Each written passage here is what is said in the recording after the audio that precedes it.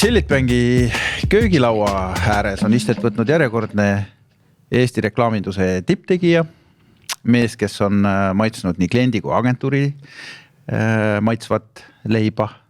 Lihtsat leiba, võitnud lõvi, teinud bändi ja üritanud vallutada nii Euroopat kui Indiat. Tere, Magnus! Terekest! Tere! Tuli meelde, et 20 aastat tagasi, mul üks asi küsimata su käest, 20 aastat tagasi olid sa Seesam kindlustuse turundusjuht, soliidne siuke ülikonnas mees ja tellisid tankist ühe pensionipõlve kampaania. Vastab tõele. Oli, jah? Ja. Et see oli küll suuresti sinu idee, mida sa tõid meile teostama ja me ilusti üritasime selle kõik ära teha, aga pole kunagi tagasisidet küsinud, et kas ka toimis?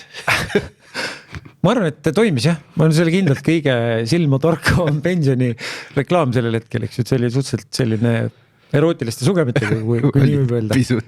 Jah, et see rääkis ju, ma mäletan, see konse oli siis, et inimesel on lapsepõlv ja on pensionipõlv ja kogu see ülejäänud elu jääb siis nagu kahe põlve vahele.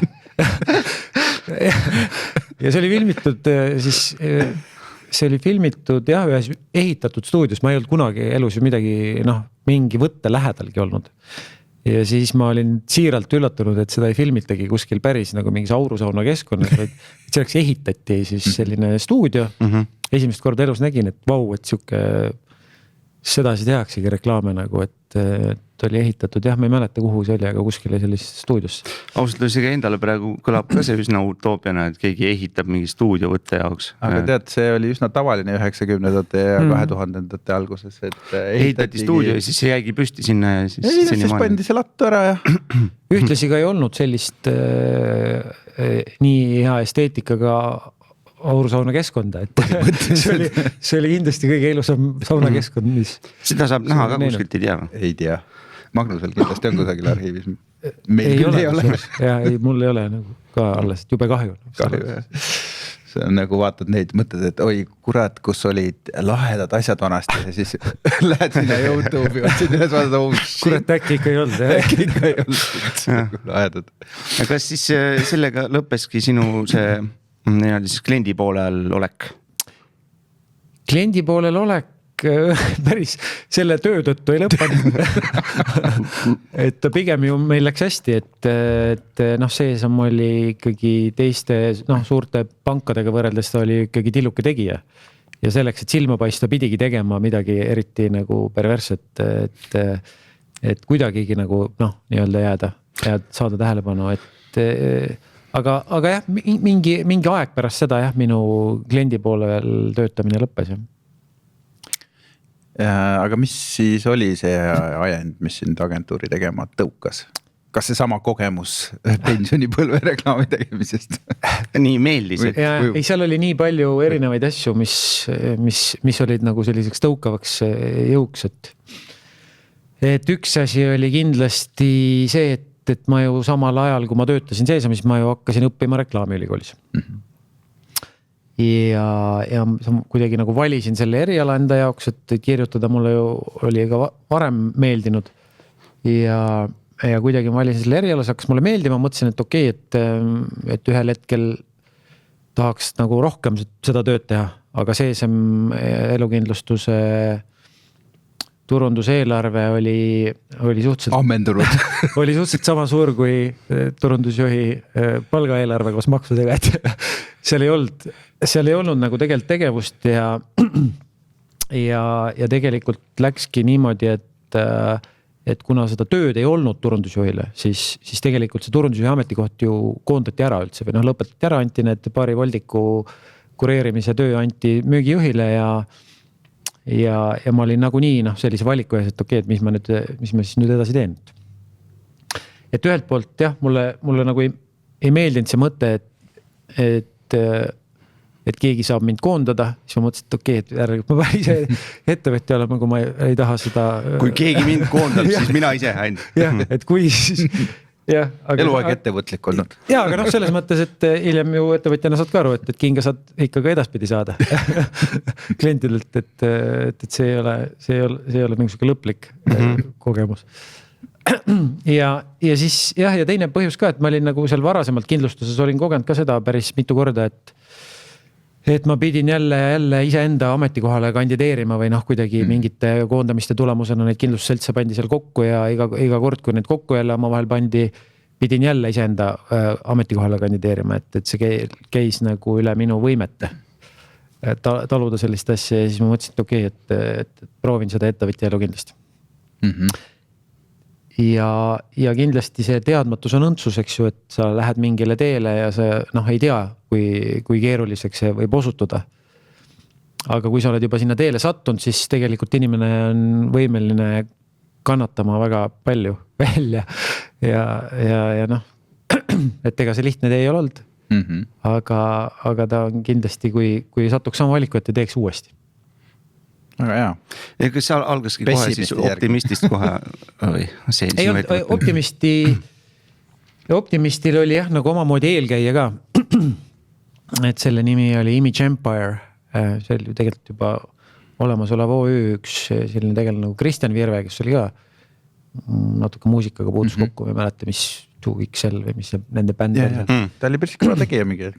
Ja ta oli väga, väga andekas tüüp ja pigem disaini taustaga. Ja siis oli mul üks sõber Jan Mägi, kes töötas Ideas oli töötanud äkki koos teiste legendaarsete reklaamitegelastega Lesliga ja kellega seal Mark Keikneriga ja Paavoga ja Jan oli ka nagu seda reklaamileiba nagu maitsnud ja ka nagu ütles, et ai, et tule, et teeme ja siis kuidagi tuli mingi punt kokku ja siis hakkasime minema hoolega, et läks ka päris hästi, hakkas juba minema, et meil olid päris toredad juba suured kliendid seal Sportlandile tegime ja Pereleivale ja niimoodi ja siis tuli Masu, eks ju, 2008 alguses oli see vist. Ja ühel ja samal kalendrikuul vist märts või midagi sellist oli, kus siis enamus klient helistas ja ütles, et me järgmist kuust ei tee mitte midagi rohkem. Kogu portfell. Põhimõtteliselt 80% eebist minema. Ja eks see kõik seal osasid töötajaid ehmatas ära ja siis tuligi ajada kokku, panna kokku uus punt, eks ju, ja siis see oli nüüd juba siis Optimisti asutajatega tehtud üksus jah, et see oligi 2008-2009 siis. Kõige sügavama maasu ajal. Ja, et ühtlasi sellepärast panime ka siukse nime. Ma just mõtlesingi, et huvitav, et Masu siis pani teile sellise nime, et ikkagi sealt välja tulla optimistlikult. Mina mõtlesin, et see purjaka järgi. Ei, põhimõtteliselt meil ei olnud mitte midagi, meil ei olnud raha, kliente. Ainult optimism. Ja siis sealt tuli jah, me pommitasime neid nimesid ja kuidagi see jäi nagu pinnale. Ja. Mis variantid veel olid? Ei, ma isegi ei mäleta, see oli nii ammu. Fuzzy Connection. Yellow Zebra. Päris hea. Kindlasti mingi 3 kombo ka, 3 karu, 3 lõvi või mingid sellised. Neid on ka. Palju teid oli üldse alguses? Meid oligi, meid oli jah, tollal asutajate hulgas oligi Jan Mägi, kes teeb täna valgusreklaame, eks ju, ja ei puutu enam selle valdkonnaga kokku. Leana Pilt, kes juhib Printlinki täna, siis ma kutsusin punti Anti Jürgensteini, eks ju, kes oli üldse Ecuadoris. Anti on ju mul ka vana sõber ja peokaaslane ja ühtlasi ka reklaamijärjel lõpetanud selle, mis midagi. Ja siis ma kutsusin punti Rait minu metsa, eks ju, kellel üldse ei ole nagu reklaami tausta või et niisugused sisulised, aga temal on jällegi igasugused muud oskused.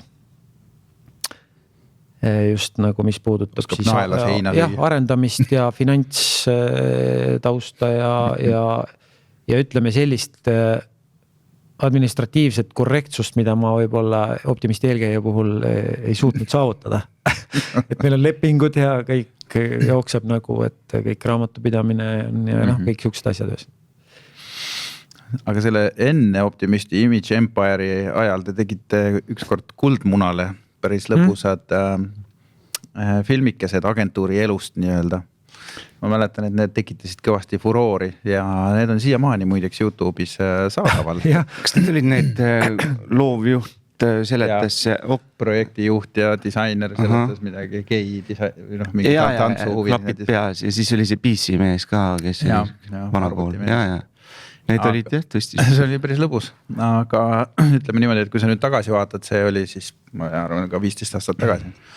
Või rohkem, et kas sa keeraks täna sellele satiirile volüümi veel juurde pärast kõiki neid aastaid või pigem mitte? See oligi, see juhtus jah niimoodi, et Kuldmuna korraldamiseks tehti konkurss alati, eks ju, ja meie olime samades ruumides sellise ettevõtte nagu Fiesta. See oli siuke Andres Soo ja Toomas Puna, eks ju, Toomas Puna on siis vana Sky Plussi Raske Kahurvägi oli programmijuht ja nii edasi. Ja siis me panime nagu pead kokku ja mõtlesime sellise kontseptsiooni välja ja need vaheklipid olid siis üks osa sellest ja tootsin tookord siis Rasmus Lillega, kes ka on nüüd juba päris teeneline, ma ei teagi, mis ta täpselt praegu käsil on, aga minust ERR-is toimetab.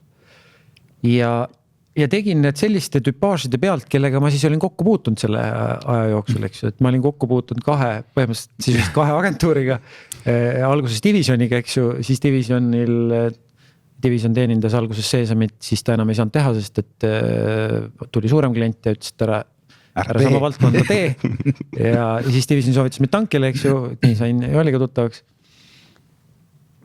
Aga neid tüpaažid ja sisuliselt kindlasti ja tanki Division olid väga head sellised inspiratsiooniallikad selle jaoks ja mingil määral siis olin ka ju ise toimetanud, et ütleme sealt paar tüpaaži oli siis natukene see sisealatsite nali ja see oli kõik nagu meie enda ettevõttes seest, et need on üleval jah, ja need on täiesti relevantsed täna ka.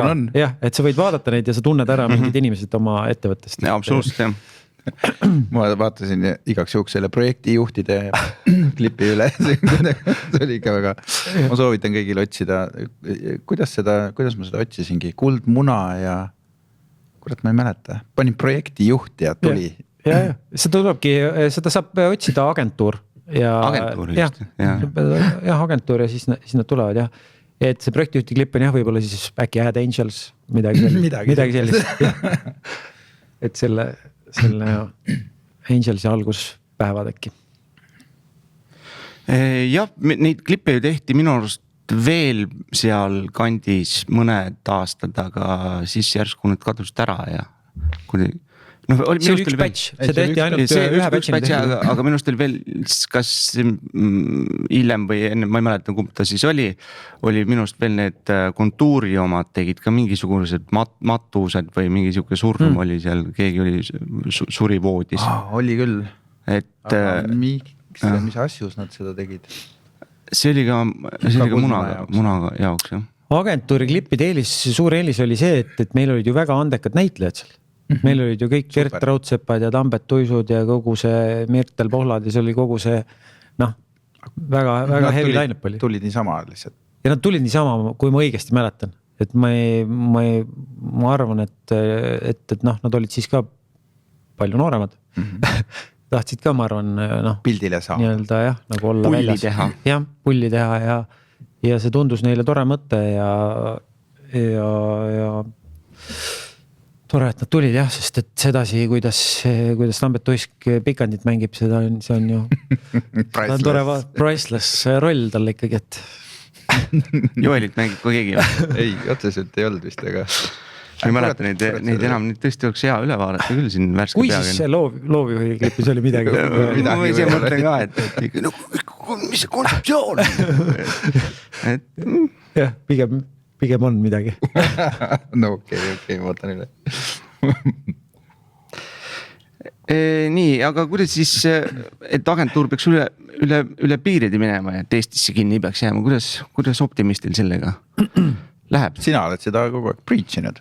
Mina olen seda preachinud ja ma preachin seda edasi niimoodi jõudumööda, et ma preachin seda pigem rohkem, kui ma olin tuli juhatuses, eks ju, et siis mul oli kellele preach ida et ja noh, kindlasti seda asja kõike on need kriisid ju kõvasti räsinud seda plaani, noh, et meil oli see puri hästi üleval enne koroonat, siis me olime juba me olime seal juba päris nagu kõvasti toimetamas. Koroona tõmbas sellele, pidurid tõmbas ka loomulikult rahadele kõvasti nagu pidurit, et koroona ajal ju kõik ju kahanesid. Ja välismaale minek on ikkagi seotud eelarvetega ja neid kontseptsioone, kuidas minna, on väga erinevaid, et sa võid nagu mõelda, et tahad ühtemoodi minna, aga siis tegemise käigus selgub, et see ikkagi nagu ei toimi. Ja laias laastus on ikkagi niimoodi, et kui sa tahad, sa ei saa nagu ise ennast kloonida, nagu Joelile meeldib öelda, et tegelikult peaks seda ju tegema niimoodi, et mingi osa sinu ettevõttest lähebki sinna ja hakkab seal nagu tegema seda asja, kaasates siis kohalikke inimesi, kes tunnevad kohalikke kliente, oskavad kohalikku keelt, eks ju, kui me Saksamaast räägime. Ja samal ajal ei tohi seda tagalat, mis seda kõike kindlustab ju korrast ära lasta, jah.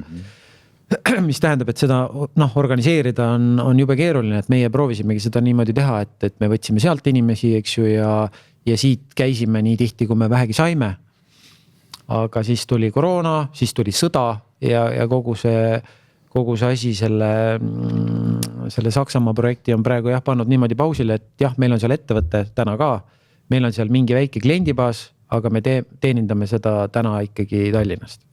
Okei, nii et ikkagi mingisugune tegevus käib. Kontor ka, jah, ja meil on kontor ja pigem on ta täna see mingis osas välja renditud ja mingis osas ta pakub üldse sellist teenust, et Eesti ettevõtted, kes tahavad minna Saksamaale, siis me aitame neil seal hangetel osaleda, me aitame neil seal leida koostööpartnereid, et üldse nagu selline ärikonsultatsiooni üksus on täna seal aktiivselt toimetamas, et siukseid reklaamitegelasi meil seal kohapeal ei ole üldse praegu.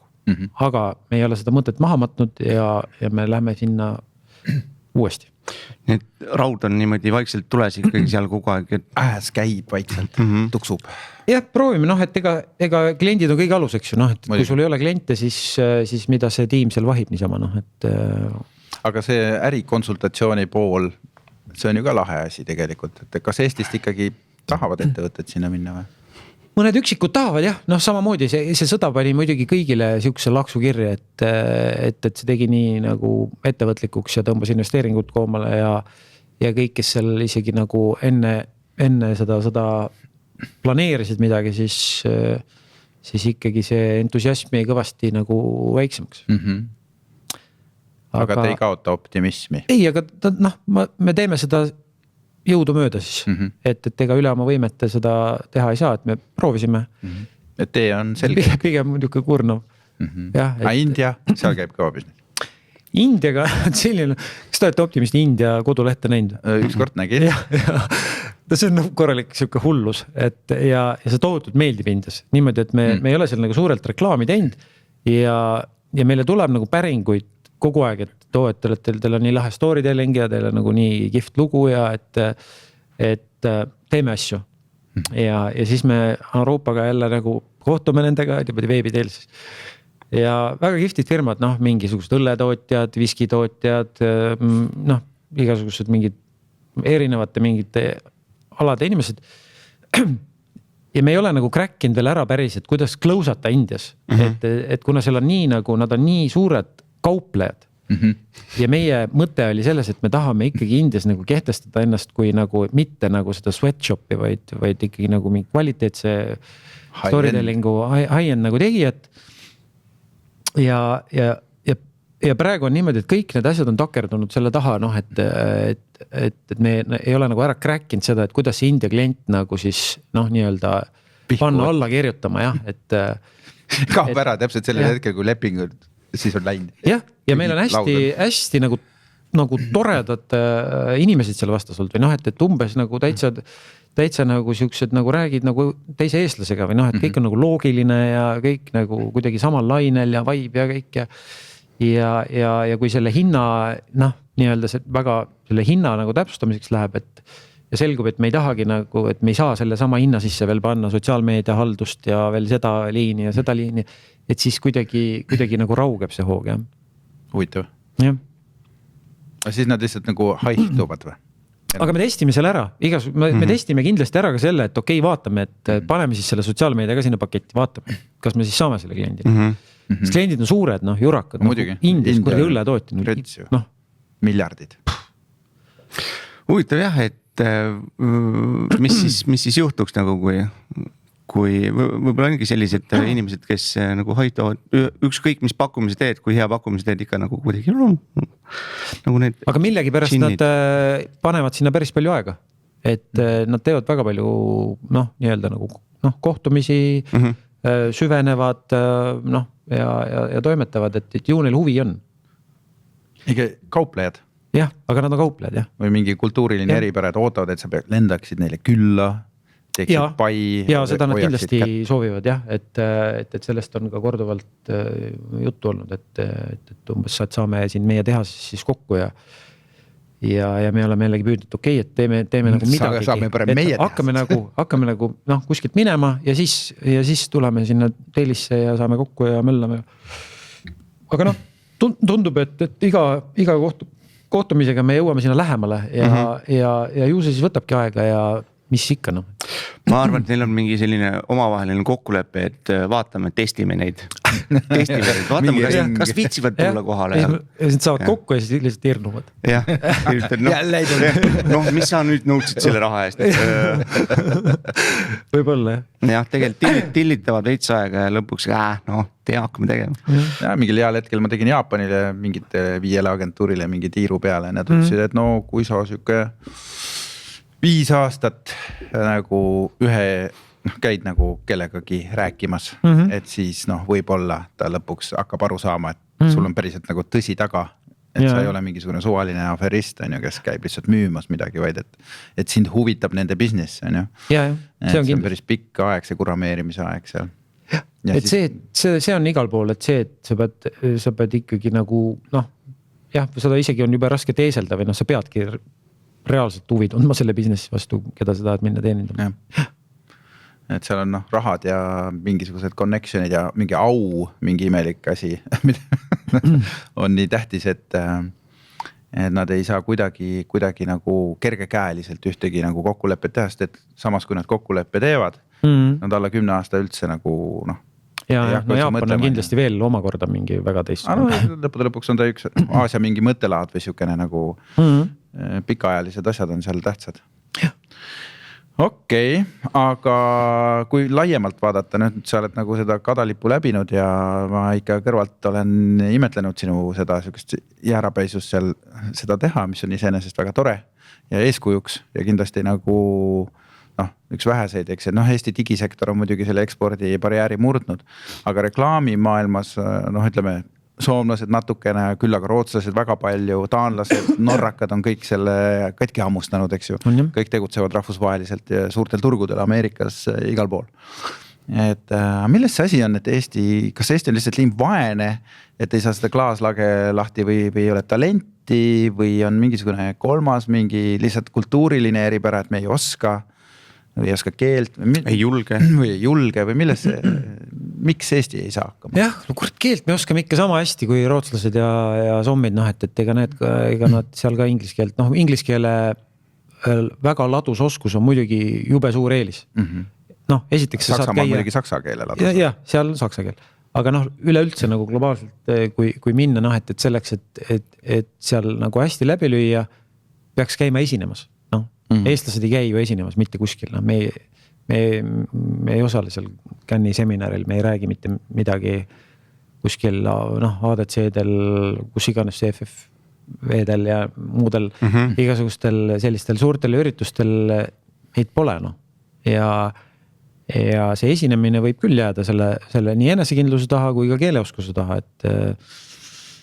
et kindlasti kui me tahame saada edukamaks, me peame hakkama lihtsalt rohkem esinema. Rootslased on nagu ülienesekindlad, et nad võivad, et nad võivad esitleda suhteliselt keskpärast lahendust, nagu see oleks maailma parim jumala rahulikult. Mulle meenub ju kunagi sellest sinuga oleme rääkinud ja siis sul oli selline hea mõte, et teha selline nagu siis kuidas see mõte sul oli nagu stand-up'i siukene õhtu, aga siis agentuuri inimesed saavad üksteisele esitleda, harjutada esitlemist.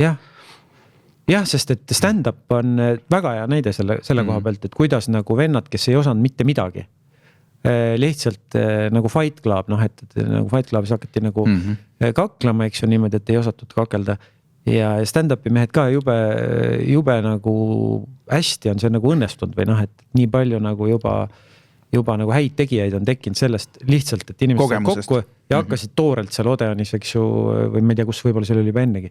Hakkasid lihtsalt esinema ja selle esinemise pealt on tulnud väga hea julgus ja juba nagu ma ei tea, kas stand-up'i mehed on ka juba välismaale jõudnud või mitte, aga käiakse Inglismaal on mingisugune sünkroontõlkega. Ei, teevad inglise keelest täitsa nagu palju. Aga ma arvan, et see mõte on endiselt väga hea ja isegi seal isegi nagu ju tahaks nii-öelda saada sellist esinemiskindlust ja juurde ja. Kuidas seda siis võiks nimetada huvitav? Võiks mingi tore nimi olla? Open presentation. Mitte PowerPoint, aga point of power. Point of power. Open keynote. Okei. Aga mõte on hea, jah. Pane meili pärast. Ja kindlasti on nagu tahtmises ka kinni, et kui me ikka midagi väga tahame, küll me ikka saame. Et paljud nagu ju ei taha ka, jah. Seda küll, jah. Jah, et ega kuidagi see päevake ju läheb õhtusse ja. Et seal päris palju asju on kokku langema, et alates, et ambitsiooni peab olema üldsegi, siis teiseks on ju peab olema julgust ja siis peab olema ka oskust. Veits psaikar olema. Selles mõttes, et hull, et sul ei ole nagu mingit piiri. Sellega sa võtad kohe mingisuguse nii-öelda selle argusega, see osa nagu kaob ära, sellega ei pea tegelema, sest see ei saa aru. Ma vaatan, et meie need üritusturundajad on üsna aktiivsed selles osas ja käivad ka esinemas ja võidavad rahvusvahelisi auhindu. Ma mõtlesin, on üsna saikod. Aga vaata, üritusturundaja olemus ongi nagu ekstravert, selles mõttes, et sa pead kogu aeg rahva ees midagi seal sebima ja tegema, eks ju, ja mõtlema rahva peale, et neil on see esinemine kuidagi loomulik, et see on kindlasti kergendab seda asjaolu, et nad lähevad kergemini lavale ka, ja mis iganes tutvustavad oma töid, ja müüvad. Et reklaamiagentuurid on ju kõik kuradi introverdid ja passivad oma kuradi ekraani ja. No ja mingi show korraldamisel, siis nagu oledki show sees kogu aeg, seal on see huvitav, peaks minema siis natukene töötama üritusturundusagentuuris. Aga samas nagu vaatad neid, kes on kuidagi nagu läbi löönud, et seal on ka introverdid. Ega need rootslased, kes on läbi löönud, ega nad ka ei ole väga show-offid. Nad on suhteliselt ka nagu paljud on väga sükst välja peetud ja nagu ei pea olema. Ja ma ei tea, kas ta Nordic Business Forumil 2 aastat tagasi esines üks hotelliketi mingi üles ehitanud, sa olid no kõik vaatasid alguses, et täis hull on nagu lavale lastud, ta oli nagu täiesti üli ekstravagantselt riietatud ja igati pidi nagu selline ja rääkis sedasi nagu ta oli hästi nagu selline õpitud maneeriga tundus, et ta räägib alguses ja mida edasi see show läks, seda enam said aru, et kurat, ta on geniaalne vend lihtsalt. Et ta algus vaatad hull, aga siis hoopis selgub, et ei olegi hull, et ongi nagu hoopis lähed ise hulluks. Jah, et kuidagi see on täiesti nagu väga huvitav. Selline õhkõrn piir siis selle geniaalsuse ja hulluse vahel ikkagi. Nii et rohkem hullust oleks meil agentuuridesse vaja või rohkem hulle.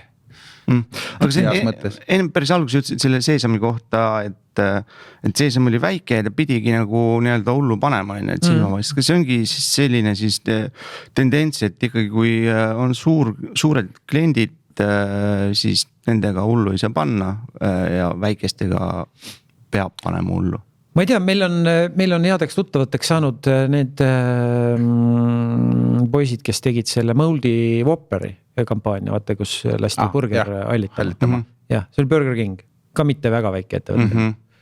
Ja kuidagi nad nagu, neil õnnestus nagu see, selline asi nagu läbi suruda. See oli Rootsi agentuur või? Jah, Rootsi. issand, nad vahetasid nüüd töökohta millalgi pool aastat tagasi äkki. Ma ka ei mäleta, ma ei mäleta ka, kus nad sel hetkel toimetasid, aga nad on 2 korda meil käinud külas. Et me kutsusime, saime nendega ükskord tuttavaks Ando reisil.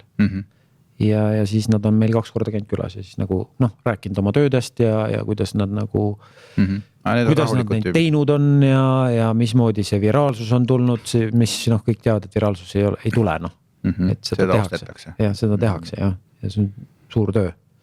Vaata, päris kallis, et neid pakette osta, kus sa seda vairaliks saad, seal Ads of the World siis ja Ad Forumis ja see on päris korralik papp.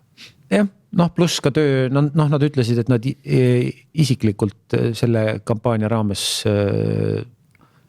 suhtlesid või saatsid kirju ja helistasid 1000 ajakirjanikule üle maailma.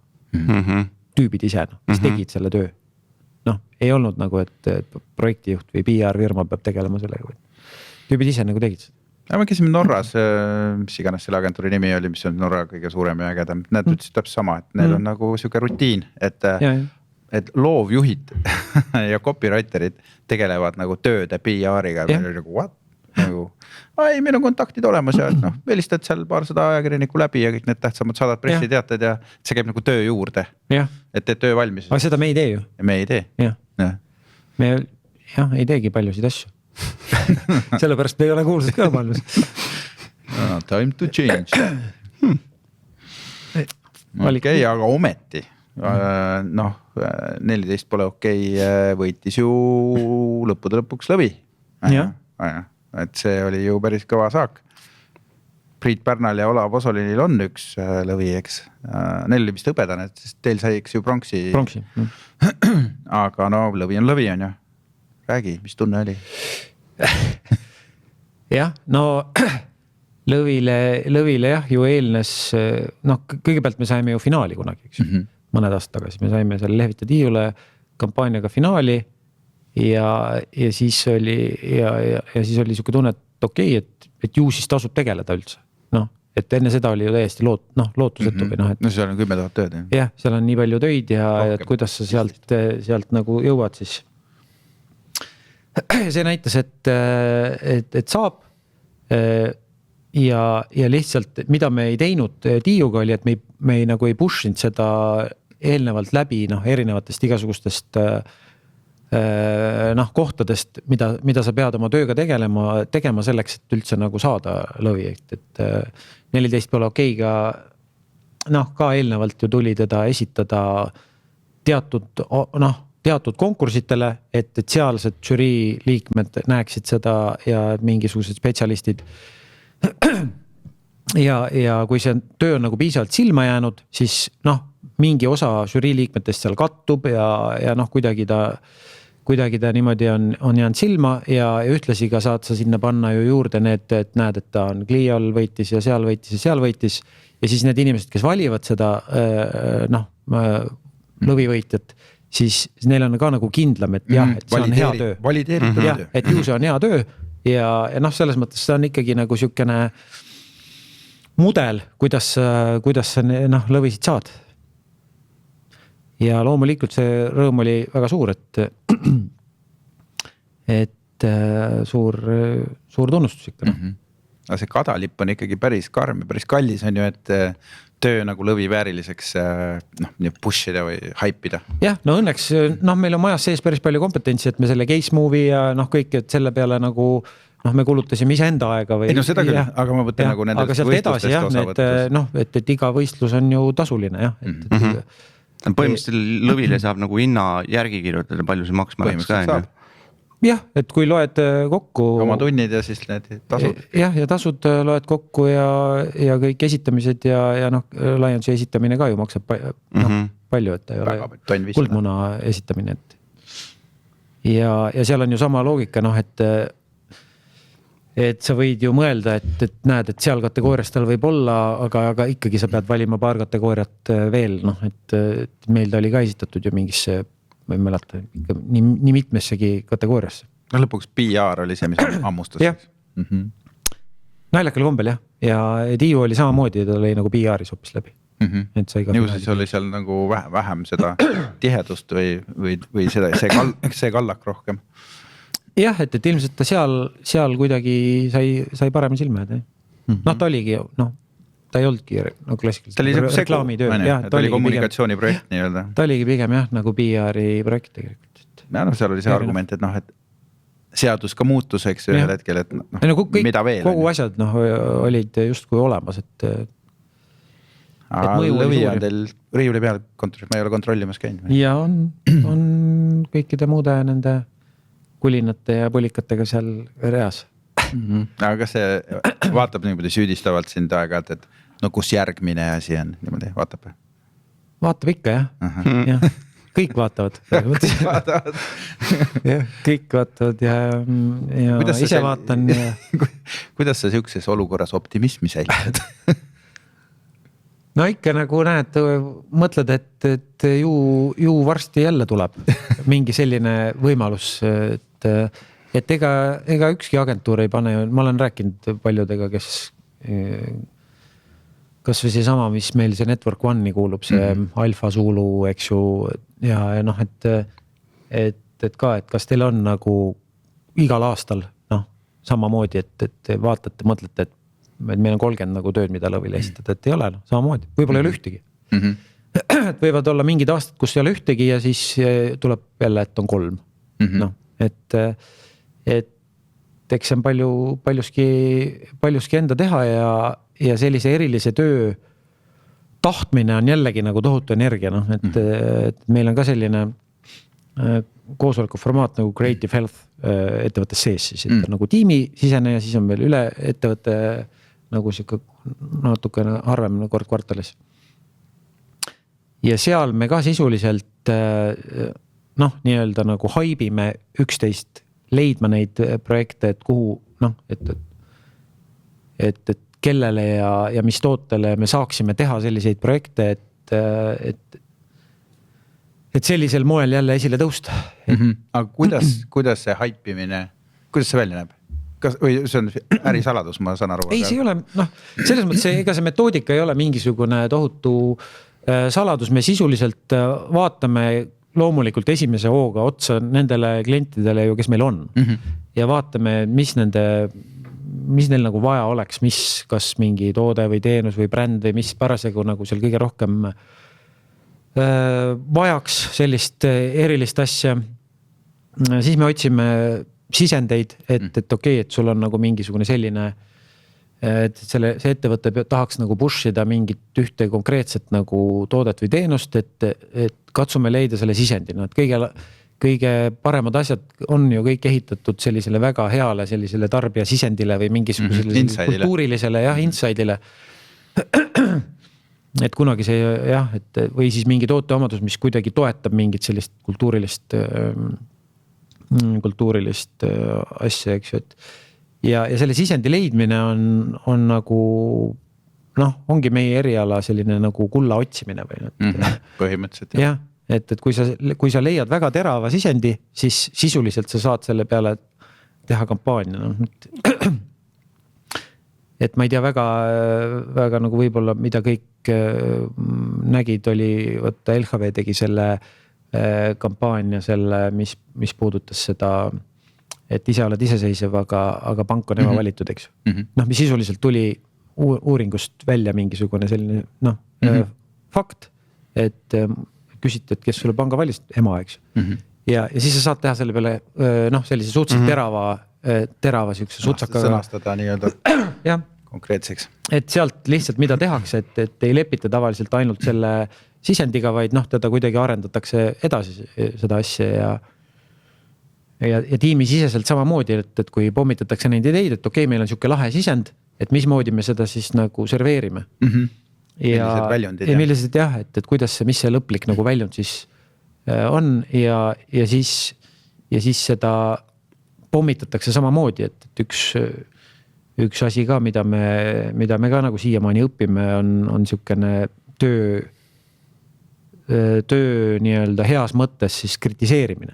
et keegi isiklikult ei võtaks. jah, et keegi ei võtaks isiklikult, sest et noh, keegi ju mõtleb mingi asja välja ja siis nagu kui see ei meeldi teistele, siis see on kindlasti niisugune nagu nii-öelda sisemine demotivaator. ja, et sellest on palju probleeme, et me oleme isegi tellinud välismaalt koolitaja, kes meile sellest nagu pikalt rääkis, kuidas tehakse Disney's neid tööde puruks pommitamisi ja skriptide puruks pommitamisi ja.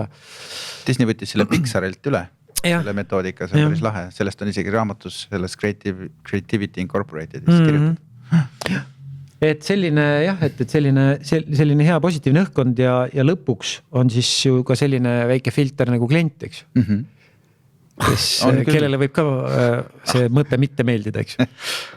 ja omakorda siis see, et mida me tõenäoliselt ka ei oska nii hästi Eestis teha, on ikkagi see, et minna ja see idee teha nii-öelda kliendile nii arusaadavaks ja selgeks, et me lähme esitleme ta ära, siis tuleb email tagasi, et noh, ma ei tea, et ei ole vist väga hea mõte, et kas mingeid muid ideid ka oli. Ja selle peale lastakse kohe täis ennast. Selles mõttes. Esimene reaktsioon on kohe, noh, et okei siis, jah, et kuradi klient, eks. Aga tegelikult pead minema vaatama peeglisse, et miks ma ei suutnud seda mõtet esitleda sellisel viisil, et see meeldiks. Noh, et seda on võimalik teha. Aga inimesed muisid kuradi allitama läinud burgeri idee maha. Kus see käib? Huvitav, jah? Olete küsinud? Jah, küsisime ikka, jah, et ei, noh, selles mõttes neil oli suhteliselt selline hea, hästi usalduslik suhe välja kujunenud. Ja vaata, norrakad, ma käisin ju ka sellel samal tripil, rääkisid samamoodi, et nemad teenindavad IGEA-t ja IGEA lasi teha esimese laheda idee 3. aastal alles. 3 aastat nad trukkisid mingit ülitavalist siukest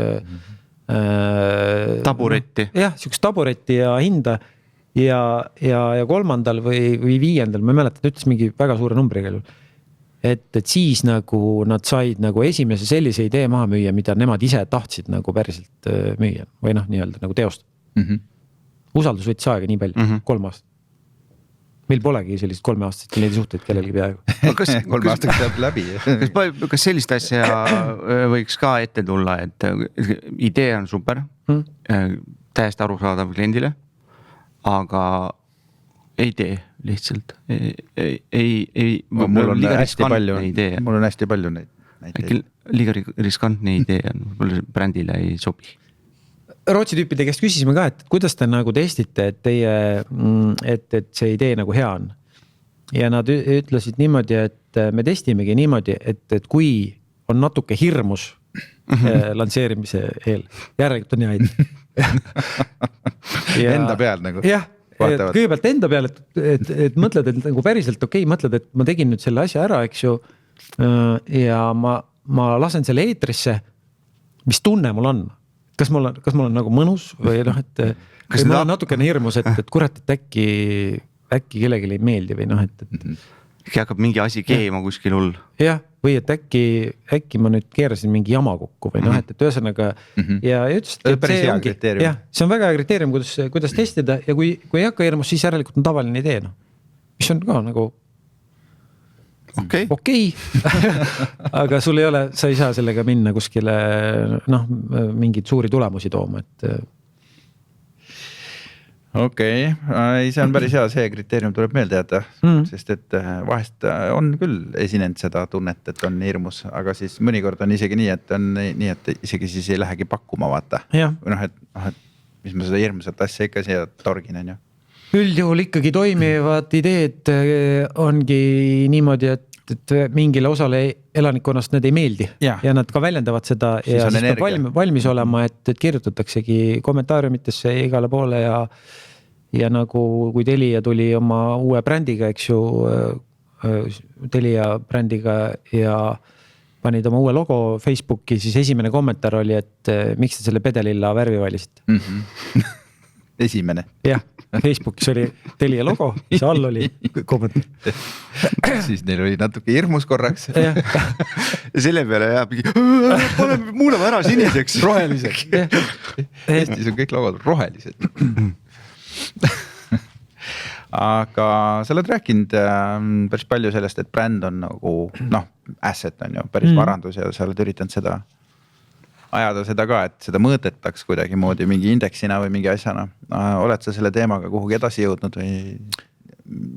Jah, selle mudeli väljatöötamine jäi nagu puhtalt nagu raha taha sel hetkel, eks ju, et tuli COVID, tuli eelarve kuivas, kaev kuivas ära ja see mõttena nagu ei ole kuhu kadunud, et sellel hetkel lihtsalt ma sain aru, et bränd on jah varandus, aga ta on varandus selle jaoks, kes ta ära müüb.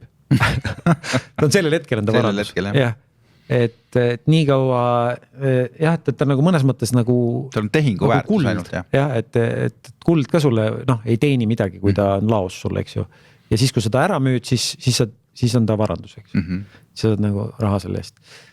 Et aga bränd on jah selline nagu kuld, mida sa pead käima kogu aeg nagu läikima õõrumas, et sa pead hoidma teda läikimas kogu aeg, et siis sa saad ära müüa lõpus. Oksudeerub ära.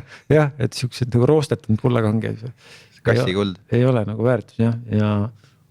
Ja ma arvan, et see teadmine ikkagi, mida edasi aeg, seda rohkem ikkagi nagu tajutakse seda, et see bränd on väärtus, et me tahtsime võib-olla, olime liiga kannatamatud, et tahtsime, et kõik kohe nagu nii-öelda tõdeksid seda. Ma arvan, et nüüd seda juba tõdevad oluliselt rohkem arv juhte ja inimesi, et aga hinnasilti nad ikkagi ei oska sellele külge panna, on ju? Jah, hinnasilti ei panda, ta ei ole ka bilansis juhul, kui teda ei ole ostetud. Kui ta on ostetud, siis ta on, eks ju, jah. Aga niimoodi nagu vestlustes või ka vaadates, kui palju nagu ikkagi brändingusse pannakse nüüd ja mitmes erinevas kontekstis, eks ju, ka tööandja brändingus kontekstis ja ka ESG kontekstis, et kui palju sinna ikkagi nagu investeeritakse, siis see näitab, et enamus on aru saanud, et jah, midagi siin on. Et ta ei ole enam selline, et sponsoreerime neid agentuure, siis hea küll, et sponsoreerime siis neid agentuure selle brändi töödega. Oleme metseenid. Jah, et pigem on ikkagi saadaks aru, et sellega peab tegelema ja see toob mulle tagasi. Mitte, see ei ole ka valdav arusaam, eks, et on igasuguseid erinevaid.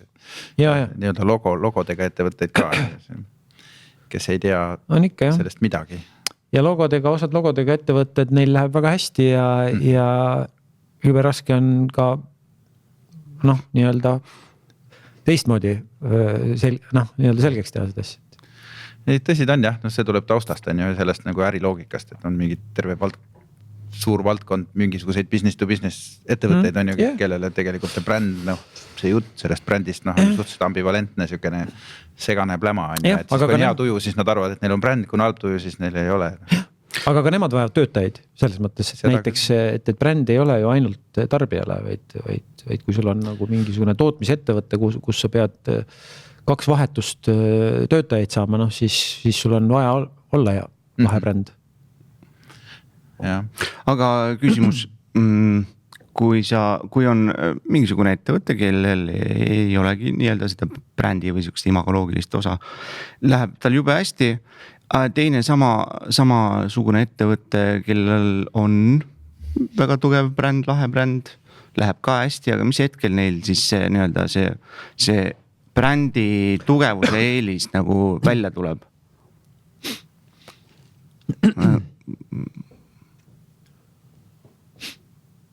Ja need on B2B ettevõtted või? Ma ei tea. Ma arvan ikkagi need, et kes ei panusta brändingusse, et nad ikkagi nagu lõpuks kaotavad. Pikas jooksus. Brändiga, tugeva brändiga ettevõtted lihtsalt võtavad businessi üle. Võtavad kliendid üle ja võtavad töötajad üle. Tunduvad usaldusväärsemad ja nähtavamad. Jah, et lõpuks sa lähed ikkagi nagu nagu Coop või Maxima, et ühel on missioon ja bränd ja teisel ei ole. Ja siis sa nagu valid, et okei, et palk on sama, et kuhu ma lähen. Ja lähed Coopile. Ja lõpuks lähed Lidlisse, kuna sa nii soodsalt sealt endale toidukaupa osta. Ja endale kõik. Ja see saad palka ka nii soodsalt. Palka saad soodsalt. Kõik on väiksed summad. Sa ei pea oma palga eest väga palju maksma. okei, aga lähme nüüd reklaami vallast nagu eemale, aitab küll No. räägi oma bändi karjääris, sa olid kunagi siuke kõva heviräppar olid telekas lausa ja Beton King oli bänd jah. Meil oli jah, et ikka kolleegid, kui tahavad mind punastama panna, siis nad ikka panevad selle laulu peale ikka aeg-ajalt. Mis punastama? Ma ei tea, et keegi ei kujuta ette mind selles rollis. Räppimas või? Ei noh, eriti nagu kui nagu uuemad kolleegid või noh, et ma olen nagu, et nad võib-olla ei taju, et mingi selline tegevus on kunagi toimunud ja. Aga enam mikrit kätte ei haara ja muusikat ei tee. 2 aastat tagasi ma tegelikult haarasin mikri küll jõulupeol ja siis ma olin teinud nagu sellised paroodia räpid meie enda inimestest, meie enda üksustest ja ma tegin nagu need niimoodi, et ma ei kirjutanud nagu siukest betoonkengalikku loomingusse, vaid ma tegin, et kui Genka laulaks Optimist Creative'ist või teeks nagu räpiks nagu Optimist Creative'ist ja siis kui Nublu laulaks sellest üksusest ja see, noh, et ühesõnaga nagu siukest erinevat Shaliisi. Võtsite nagu nende stiilis lahendasid ja. Jah, et noh, igal räpparil on oma väga nagu noh, eriti nendel on mussi tegid ka tahas või? Mingi random taust oli seal lihtsalt. Mingi taust vist oli jah. Tige pisik on see. Garage-bändist. Ja. Ei, Beton King oli väga kihvt kogemus või bändi tegemine, eks te ise teate, noh, et on ju. Me teeme siiamaani. On ju tore tegevus, jah. Me küll ei punasta. Jah. Siis. Ei, ma ka nagu. Sinu endine kolleeg Siim, talle tuli suure üllatusena, et meil kontoris tehakse bändi. Või noh, et Oden, Winnie Puh, okei, seda ta vist teadis ja siis selgus, et mina teen ka bändi. Siis ta oli nagu, what? No jah, ta ei uskunud, et sina oled Hevvar. Ja Ints vaheaja ära oli meil kontoris ja siis Siim küsis ta käest, et kes sa oled, et ei teadnud ka. Aga miks Siim teil kontoris on? Siim on meil kujundaja. Selles mõttes see Siim, ma mõtlesin minu bändikaaslane Siim. Ei. Ja. Mul oli väike segadus. Sinu endine disainer. Nii et ühesõnaga räppi seda, mis öeldakse, lusikate veel nurka ei olegi ikkagi viskanud. Mul oli jah niimoodi, et kui Beton King läbi sai, et siis me ju lõpetasime plaadiga, et muidu noh, nii-öelda nagu alustatakse, aga me tegime oma loomingu võtsime kokku, siis nagu plaadiga, lasin plaadi välja, esitlesime ära ja siis me lõpetasime ära. Kusjuures enamus bändid lõppevad ära esimese plaadiga, et kuidagi jookseb see tühjaks ja enam noh, oodatakse võib-olla, ma ei teagi, kas siin nüüd juhtub midagi ei juhtu ja. Ma ei olnud muidugi väga vaimustuses enda häälematerjalist ka, ma ütlen ausalt, et ma sa pead nagu tegema seda, mida sa teed hästi. Ma ei tea, mõnikord on see jällegi tohutu eristuv argument, et teed seda veidralt. Jah. Beastie Boys näiteks on ju hea näide. Jah, aga noh, nad teevad ikkagi nagu stiilselt, noh, et ma võib-olla nagu ei seda Beastie Boysi filmi oled vaadanud? Ei ole näinud. See on päris hea dokar nagu tagasi vaata. Mitte midagi need stiilselt ei teinud. Lihtsalt pulli tegid. No jah, et algus oli nagu 5 jah. No ikka väga palju retsim, nad läksid nii ülbeks ka vaata, neil katus ikka täiega. See on lahe film. Rick Rubin neid seal Bushis on ju omamoodi, kes oli ka DJ nagu sükene ka funky kuredi New Yorgi ässa hoopis teistsugune, kui ta nagu praegu on. Et see kõik oli lihtsalt puhas juhus, hängimine, ilgelt palju ebaõnnestumisi ka sinna takkatippu. Aga plaadiga on see case, et pärast plaati, ma ei tea, Oden ilmselt teab seda praegu, tunneb ise ka, et kui need plaadi just välja annad, siis pärast seda on ilgelt pohmell. Et nagu väga raske on sellest pohmellist nagu üle saada uuesti nagu toimima, et justkui tehtud, et teed oma tuuri ära ja siis ärkad jälle kuidagi nagu, mis nüüd edasi, mis see järgmine mõte on, et siis see mõnikord vist tundubki ületamatu. See on nagu see teadvustamine, et peale Kuldmuna pead ikkagi jälle tööle minna. Muideks salvestame vaatajatele informatsiooniks päev enne Kuldmuna. Kuidas lootused on? Mis panused on? Me sel aastaagentuurile me ei konkureeri see aasta ilmselgelt, et esitasime ka vähem ja finaalis on 15 tööd meil. Et ju mõne diplomi ikka saame. Ja aga jah, aastaagentuuri jägu me ei esitanud ka, noh, et see. No seal peab 100 tööd esitama, eks, et. Jah, noh, siis sa oled konkurentsis. Siis sa oled konkurentsis. Jah, et meil oli seal mõni töö 40 peale vist tuli sealt. Aga oleme ikka rõõmsad selles mõttes, et ega noh, iga tunnustus on tore ja see on. Ta on lihtsalt nagu pidu, aasta võetakse kokku nii-öelda. Jah, ta on ikkagi nagu siuke tore kokkusaamine, et ega meie alibid on, eks ju, aga noh, sellises mahus me ju ei kohtu väga kuskil, et selles mõttes kuldmuna. Seda enam, et tulemus on orgia, nagu ma olen aru saanud. No sind ei ole seal muidugi. Eks teistel on siis seda rohkem tööd. Jah. Voodid ja värgid ja mis seal kõik on seekord. Eks siis paistab, eks siis saame pärast kommenteerida kuidagi, teeme järelsaate, räägime sulle, kuidas oli. Ja no ju mulle ikka teavitatakse midagi, kuidas meil läheb seal. Okei, aga sina, Oden, tahtsid küsida midagi? Jah, teeme siin ise kuld, ehitame brände ja teeme reklaame ja mis on sul endal mingi lemmik bränd välja kujunenud ja miks? Ma mõtlen just nagu tarbija või ütleme selles vaates, mitte selles tegija vaates. Mulle kunagi ma jälgisin väga ühe sellise, see on nagu B2B kategoorias siis, aga üks selline disainistuudio Austrias nagu Kiska, ma ei tea, kas te olete kuulnud või ei ole, ta startis väga tillukese pundina ja umbes selline nagu velvetilaadne punt. Ja nad tegid nagu tootedisaini ja noh, niimoodi nagu nipet-näpet siia sinna ja siis nad tegid diili KTM-iga.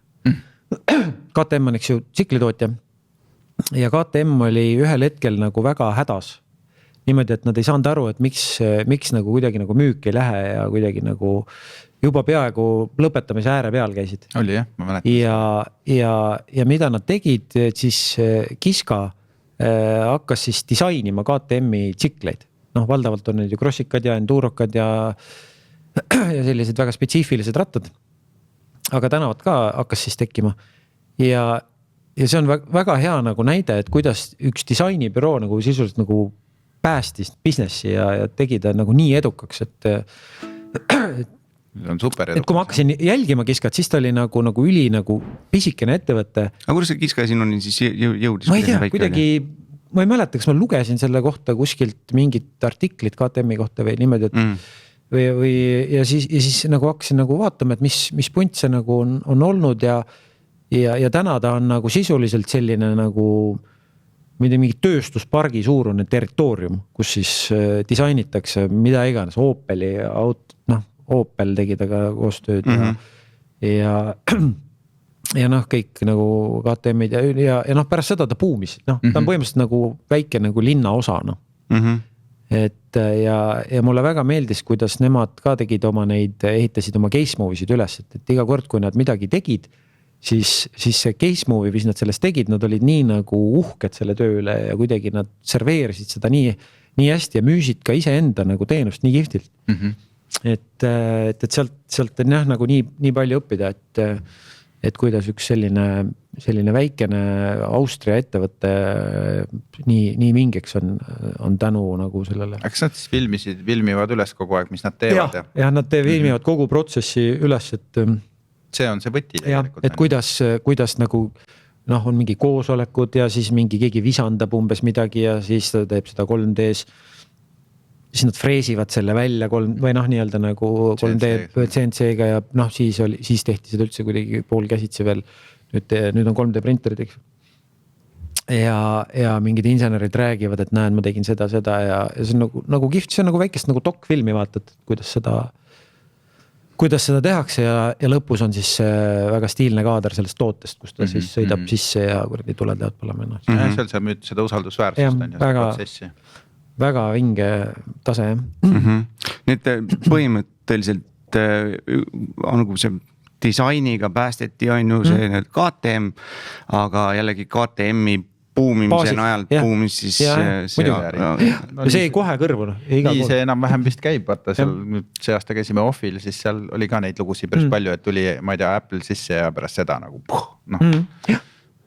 Ma nüüd täpselt ei mäleta, kuidas see minust Kiial oli see, et Kiiat läks juhtima ka mingi disaini taustaga kuskilt mingi tüüp, kes siis puhtalt disaini baasilt keeras Kiia nagu hoopis teise suunda, kus ta nagu, kus ta alguses oli, on ju. Noh, ma mõtlen mingis hetkest toimus päris suur muutus, Kiia muutus, kus midagi on. Ja ütleme niimoodi, et kui sa räägid vaata disainist noh, kliendiga, mis iganes, eks ju, et noh, nii kaua on see abstraktne, aga siis sellel hetkel, kui toimub see läbimure, eks ju, siis tekib disainile väärtus, on ju, et keegi ei oska seda ette nagu, noh, äkki sa ei saa hakkama või midagi, eks ju, aga noh, see, kui see usaldus ja koostöö on, siis nagu ühel hetkel käib mingi litakas ära ja tegelikult nagu kõik võidavad.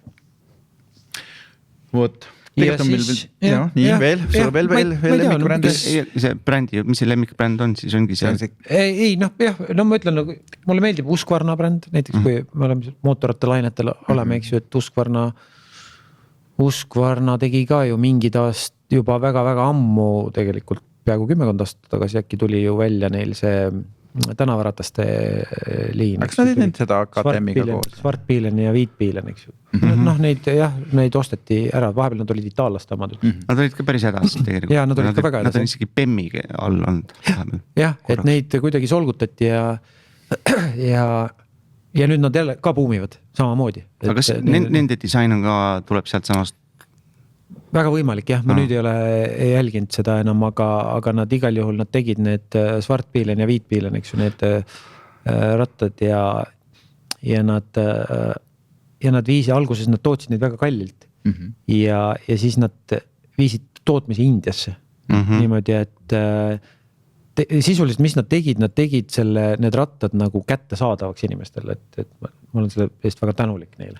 Sul on ju väike Svartpiilen on, jah, ma sõidangi Svartpiileniga, et nagu väga soodne Husqvarna ongi nagu KTM disaineritele. Ja nad on täna on nad sama grupp, jah, et nende põhjad on ju samad. Päris laheneb välja, ma mõtlesin, et see on elektrirattas sul. Ei ole. Aga ju, ma ei olnud enne näinud.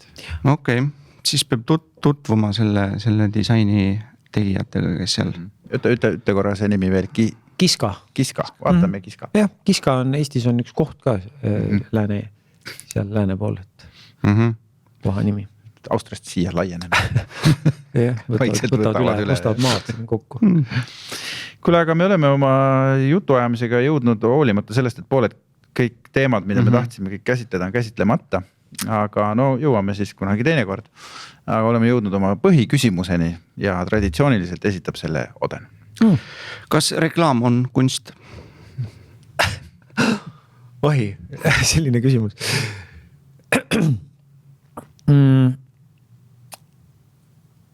Jah, ta selles mõttes on kunst, et seal peab olema andekust.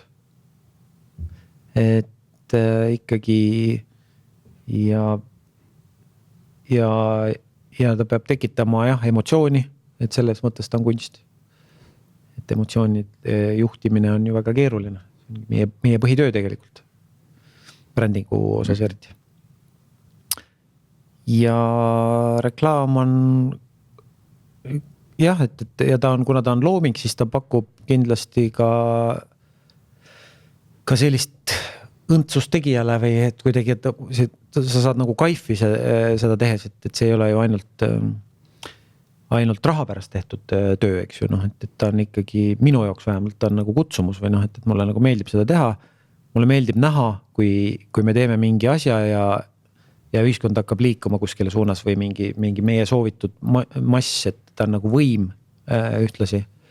Et me paneme inimesed liikuma kuskile suunas või me teeme mingi ettevõtte meeldivaks kellegi jaoks või saavutame mingisuguse sotsiaalse eesmärgi, et kogume mingisuguse summa raha heategevuseks või et ta kindlasti ei ole ainult kunst, aga kunst on ikkagi nagu päris suur osa sellest, jah.